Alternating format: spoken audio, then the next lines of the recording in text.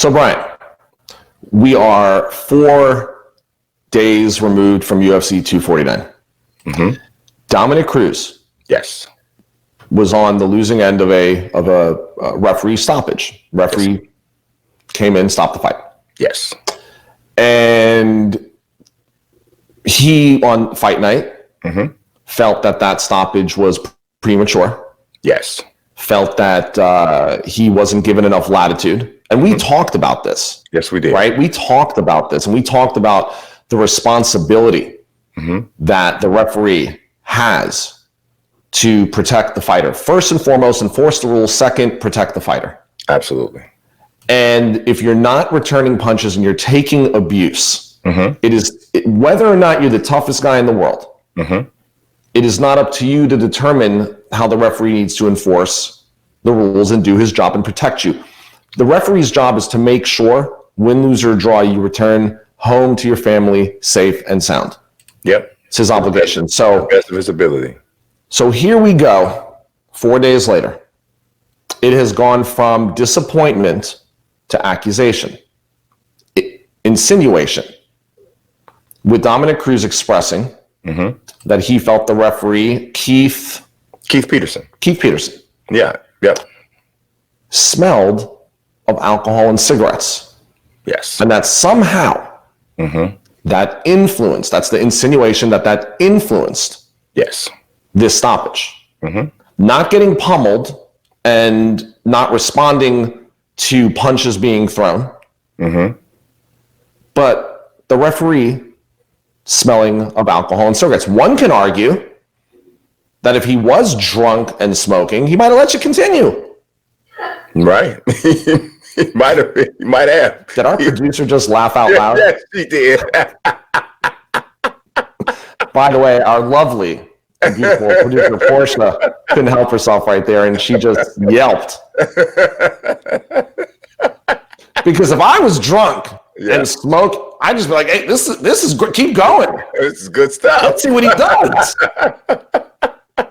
Let's see how far this goes. So here's what I'm saying, and I'm interested to how you respond in the championship rounds. But I really find it to Dominick Cruz is reaching a level of unprofessionalism that shouldn't be accepted. You know, look, he's that criticism he could receive a suspension for. Yeah, it's actually kind of slander. It really is. You know, look, it's no one's disputing his toughness. No one's disputing his grit. Okay.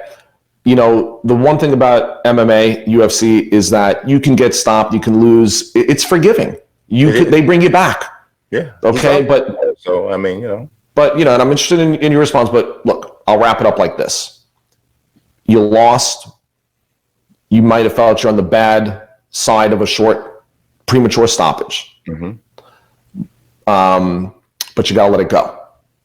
And you got to accept it. You got to move forward because the fans know what they see.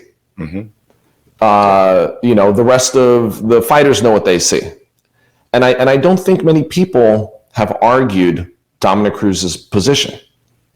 So anyway, I'm interested in knowing what you have to say in the championship rounds, but that's what I got. We'll get into the championship rounds, and we will. There was actually a response from one of Dominick Cruz's colleagues, a very well-known colleague, Herb Dean. So we'll break down what Herb had to say about very respected Herb Dean. Absolutely, the most probably respected. Yes. Maybe Big John's the only other. Yeah, Big John, both, right? For sure. So, and by the way, Herb has been in a situation where he acknowledged immediately, apologetically, that he missed it. Yes. And he knew he missed it. And so, you know, I'm interested in see what he has to say. Just to set the scene for anybody who's never been to a mixed martial arts event, never been around the refs and any other personnel. I have been. The refs for those fights are around each other and close most of the night.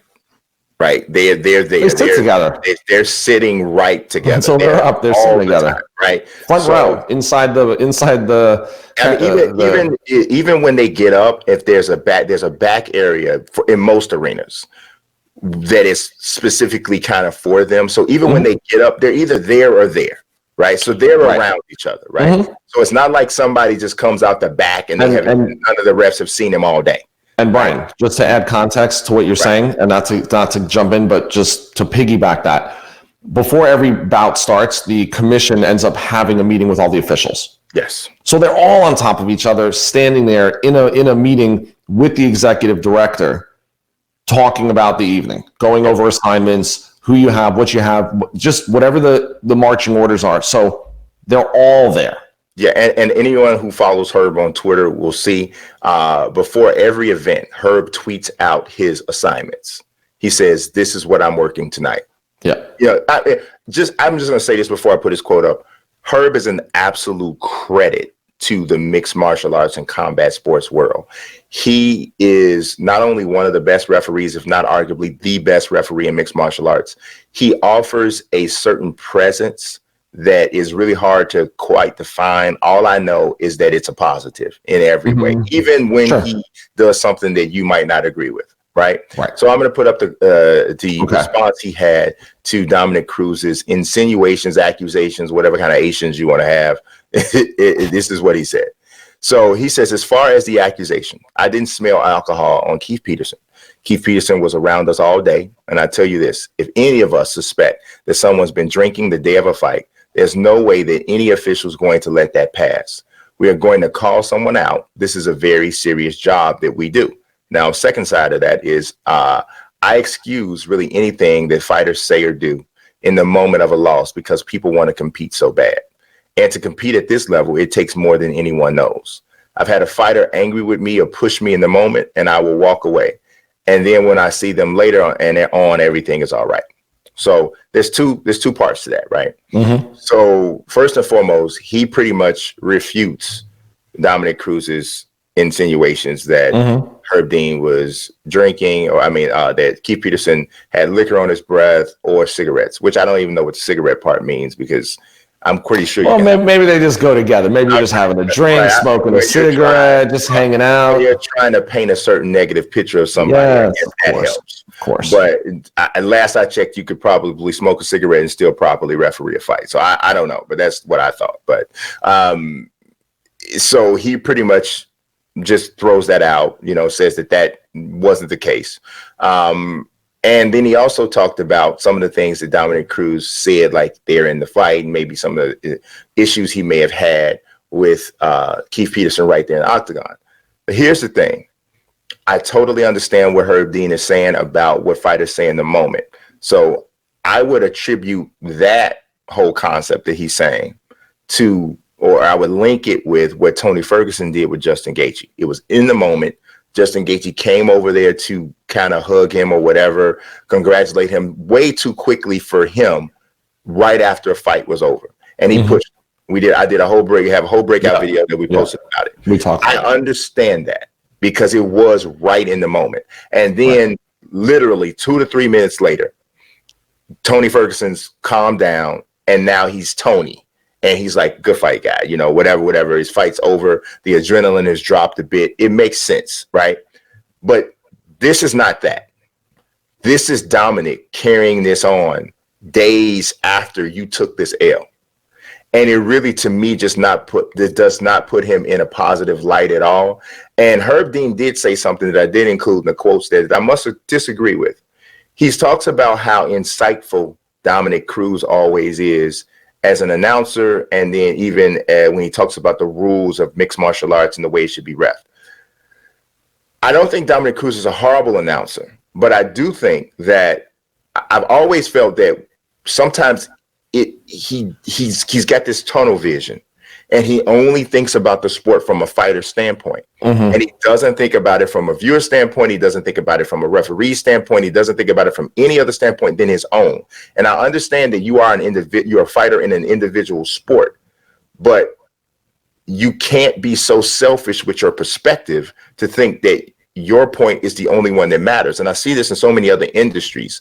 People feel like the world or the island that they live on is the only island in the world. And it's not that case, not that way. And this is a perfect example of that. He wants to dictate to Keith Peterson how he should do his job because the way he wants him to do his job best benefits him, or so he thinks. Right. And so I don't agree with that part of the assessment because I think he is a little bit tone deaf and has some blinders on, which I also understand. To excel in an individual sport to a degree, you have to have some of that. But I also think that there is an off switch for that has to be flipped, and Dominick is in the dark. He can't find it. Got it. So that's pretty much my take on that. So I would urge Dominick to stay classy because the liquor and cigarette stuff just makes the L you took look even bigger. It's like you like Laverne and Shirley now because it's the big L on your shirt. I love these throwback references all show. Yeah, I just, rest in peace, Penny Marshall. I love you.